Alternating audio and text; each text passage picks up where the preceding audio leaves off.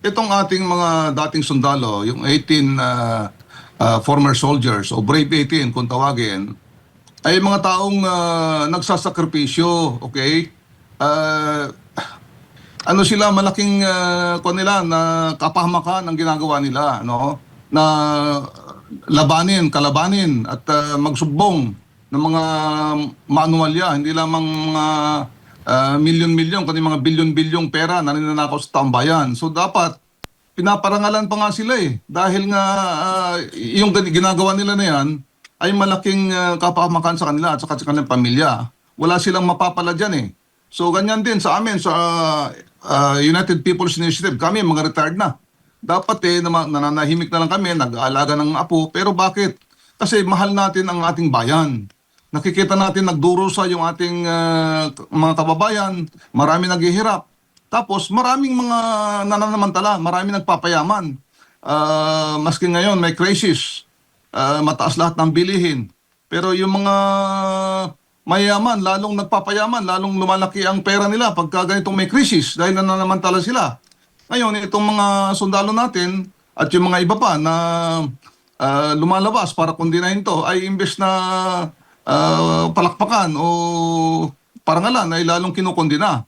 Lalong-lala siyempre ng mga taong kanilang sinasangkot sa matinding korupsyon ito. Yun ang masakit dito. Ano nangyari sa ating bayan. Opo. At sa inyo pong post sa social media, nabasa ko po na maliban dito sa tinaguriang Brave 18, meron pang lalabas na tinagurian nyo rin pong Fearless 14, tapos meron pang Valiant 7. Ano po itong detalye nito, General?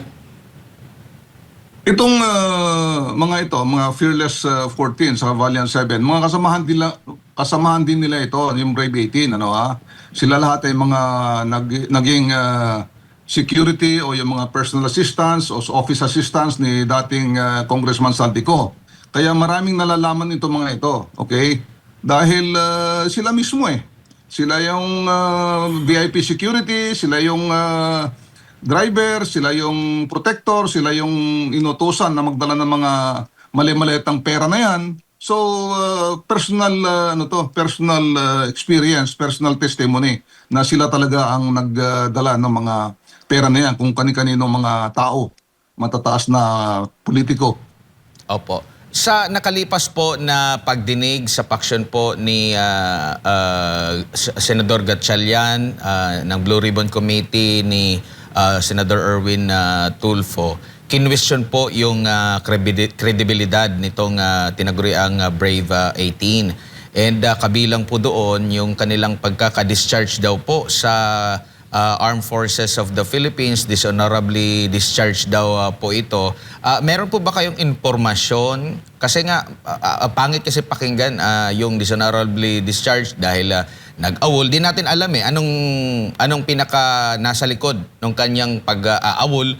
Baka merong mas malalim pa nito. Yung katagalang talaga na dishonorably discharged yung pangit. Pero ano ang malalim na impormasyon nyo pong alam, if meron man po, ukol nga po dito sa mga sundalo, dating sundalo na ito, General?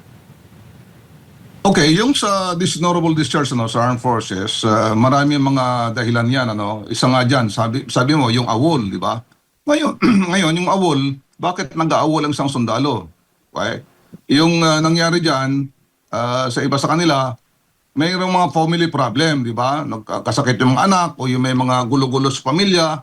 So, sa mga bagay na gano'n, hindi na sila bumabalik sa kanilang mga unit. So, awol yun.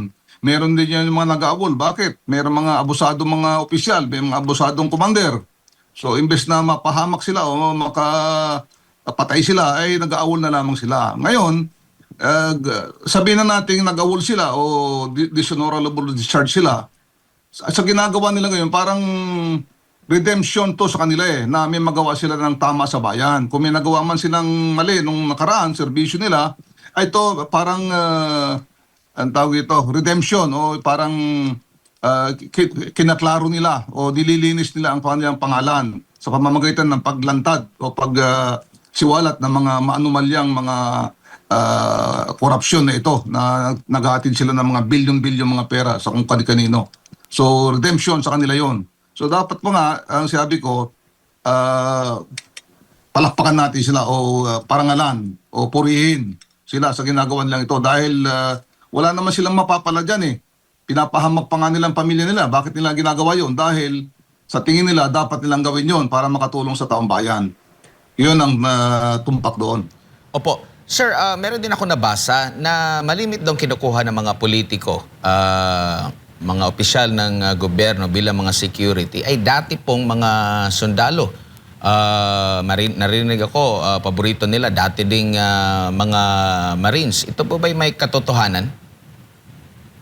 Totoo yun, ano? Dahil kung kukuha ka rin lang ng mga security, ay yung may background na, hindi lamang may training, kundi may experience na sa, sa armed forces. Kasi kailangan kasi dyan ay disiplina, okay? May disiplina, may paninindigan, merong sariling decision making. So dapat importante yon. Train sila, mga sundalo, sumusunod sila, at saka meron silang prinsipyo. Yung maganda doon. Kaya kinukuha sila na mga security.